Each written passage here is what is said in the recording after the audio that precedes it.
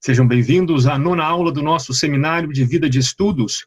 Quero hoje concluir o texto que eu preparei para vocês na tentativa de definir o que seja a vida de estudos. Na última aula, nós utilizamos as categorias de Aristóteles e as 4 causas para tentar defini-la. Aqui quero terminar a análise da tentativa de conceitualização pelas 4 causas com a causa final.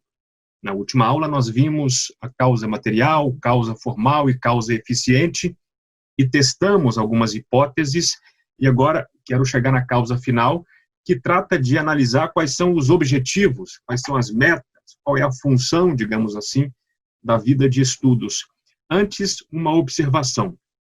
É muito comum você ouvir que, por exemplo, a arte não serve para nada e não deve ser utilizada como instrumento para nenhum objetivo prático, porque isso seria deturpá-la. Também alguns dizem que a vida intelectual ou a vida teorética também não se deve prestar a nada, porque se você tenta instrumentalizá-la, você está reduzindo a sua importância, o seu ser, assim como aquele que utiliza, por exemplo, uma relação humana para um fim prático, está instrumentalizando um ser humano, e isso, desde Kant, é quase um pecado mortal das relações sociais. Como responder a isso, se nós estamos aqui tentando definir qual é a função, o objetivo da vida de estudos? Bom, é preciso entender o fundamento dessa concepção. Ela faz sentido num certo âmbito, por alguma razão ela faz sentido, mas não é possível generalizá-las. Quando se fala, por exemplo, que a arte não tem nenhuma função, é preciso discernir 2 âmbitos. Primeiro, do ponto de vista do artista, essa advertência faz algum sentido, porque o artista, embora ele possa viver de sua arte, então o pintor está lá pintando um quadro sob encomenda para vendê-lo, receber a contraprestação pelo serviço que ele prestou, e com isso sustentar sua família, pagar o seu aluguel, comprar comida. Então, caramba, ele está utilizando a habilidade dele para um fim prático, o sustento da sua própria vida e a de sua família. Um pintor também pode pintar um quadro para homenagear uma figura histórica, para representar um momento da história de seu país. Pode fazer isso gratuitamente, para doar para um museu, para doar para uma instituição. Como não pode fazer isso? Claro que pode. Um mestre escultor pode querer fazer uma estátua de José Bonifácio. E aí? Por quê? Porque ele pretende homenagear essa figura da nossa história.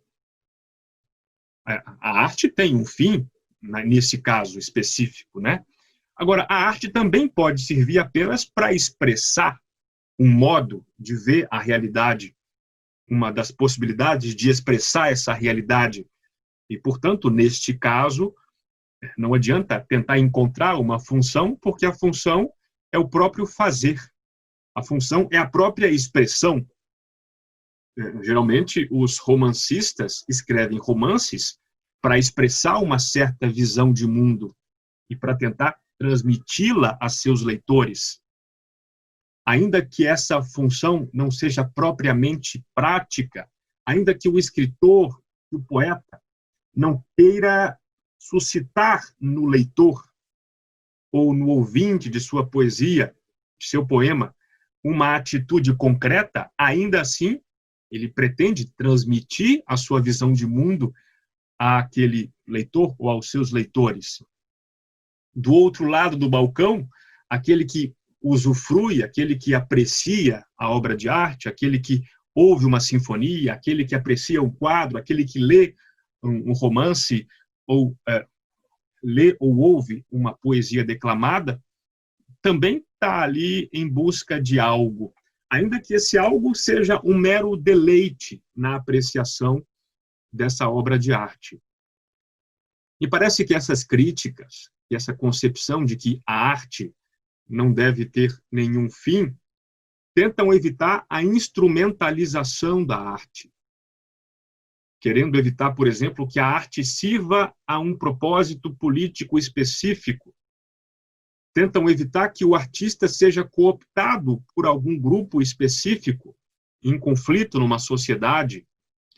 Nesse ponto, essa concepção faz sentido, mas ainda assim é impossível proibir os artistas de se dedicarem ou de serem cooptados ou de colocarem a sua arte a serviço do que quer que seja. O que pode acontecer é que os críticos, posteriormente, vão criticar esse tipo de arte, dizendo que não se trata de arte genuína, porque ela se colocou a serviço de um ideal menor. Assim também, a gente pode aplicar esse mesmo raciocínio à vida de estudos. Aquele que estuda para fazer concurso público, aquele que estuda para conseguir uma promoção no emprego, não está propriamente investindo suas energias numa vida de estudos independentes. Beleza, isso é uma outra categoria de estudos. Mas aquele que quer trilhar o que se chama por aí de vida intelectual, ainda esse pode ter em vista objetivos práticos. A diferença entre uma vida de estudos bem-sucedida, bem encaminhada, e uma mal encaminhada, está na escolha dos objetivos. Se os seus objetivos forem menores do que o seu horizonte de consciência, certamente você está trilhando um mau caminho, um caminho inadequado, um caminho que vai diminuir você como pessoa. Porém, não é possível condenar uma pessoa que, por exemplo, queira dedicar a vida de estudos, a vida teorética, quer compreender a realidade, quer estudar metafísica, não para ter gozos místicos, metafísicos, mas porque quer ser uma pessoa melhor, porque quer educar seus filhos com maior conhecimento de causa. Não é possível condenar uma pessoa dessa que está vendo, ao fim de seus estudos, um objetivo prático. Bom, mas vamos ao texto, sob pena de a gente se perder muito em caminhos que não se relacionam à essência dos nossos propósitos. Nós paramos no item 5, em que justamente começávamos a tratar da causa final. Então, eu vou ler aqui, como de costume, e comentando com vocês. A causa final, ou seja, o objetivo da vida de estudos. Se a vida de estudos independentes não visa necessariamente a aquisição de um diploma, nem a um posto específico no mercado de trabalho, nem a fazer brilhar na calçada da fama os poucos estudantes que perseveram na longa travessia, para que então serve esse negócio? A palavra negócio aqui é uma brincadeira com a palavra ócio. Aristóteles dizia que a vida teorética é um ócio, né? Somente aqueles que podem se dar ao luxo de não ter uma vida agitada, de se dedicar aos negócios da vida social, é que podem se dedicar à vida ociosa, ou à vida teorética, à vida contemplativa. Bom, a gente pode voltar a isso em outro momento, inclusive eu vou voltar também a tratar de Aristóteles numa das próximas aulas, quando falaremos dos tipos de conhecimento. Estou até articulando um curso especificamente sobre isso, tratando dos tipos de sabedoria na antiguidade, com base, sobretudo, num texto do Javier Zubiri, em que ele trata de temas, de pontos da metafísica de Aristóteles. Bom, não sendo coisa de puros espíritos, nem de santos já elevados à dignidade dos altares, parece que a vida de estudos tem algo a ver com a vida prática. E aqui eu entro numa grande polêmica, que eu já mencionei, sobre se é possível instrumentalizar a vida teorética, o conhecimento, se é possível instrumentalizar a verdade, colocá-la a serviço de algo, porque a verdade seria algo tão sublime, tão excelso, que não aceitaria se colocar a serviço de nada, mas, ao contrário, somente aceita, sob seu comando, todos os aspectos da vida humana que devem, então, se submeter a ela. É uma polêmica que é fácil sair dessa polêmica, né? É fácil resolver isso, justamente tendo a noção de que nós não nos dedicaríamos a algo a não ser que isso nos trouxesse algum benefício, ainda que seja um benefício simplesmente intelectual ou espiritual, ainda que esse objetivo não seja meramente material, não seja ganhar dinheiro, ganhar uma promoção, estabelecer uma relação com uma pessoa, são objetivos que chamamos de práticos, mas ainda esses podem sim animar uma vida de estudos bem-sucedida. Bom, isso não é tudo, mas é uma boa pista, sem dúvida. Ora, se a vida de estudos busca a compreensão da realidade, ela conduz ao que Aristóteles chama de vida teorética. Porém, a contemplação da realidade tem o potencial de modificar o sujeito. Aqui eu quero que vocês prestem atenção na ideia de que somente quando você conhece a realidade é que você pode atuar sobre ela eficazmente.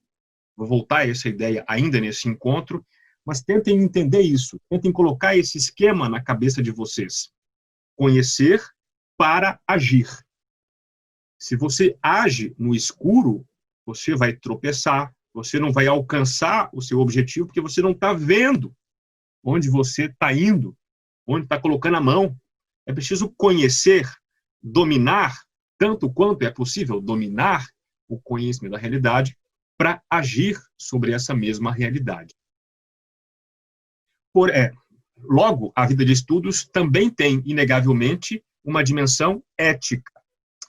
Se vocês não têm familiaridade com essa terminologia, sugiro que vocês procurem um livrinho básico do Mortimer Adler, o mesmo autor de Como Ler Livros, o mesmo coautor de Como Ler Livros, com o Charles Van Doren. Ele tem um livrinho, só dele, autoria única, chamado Aristóteles para Todos.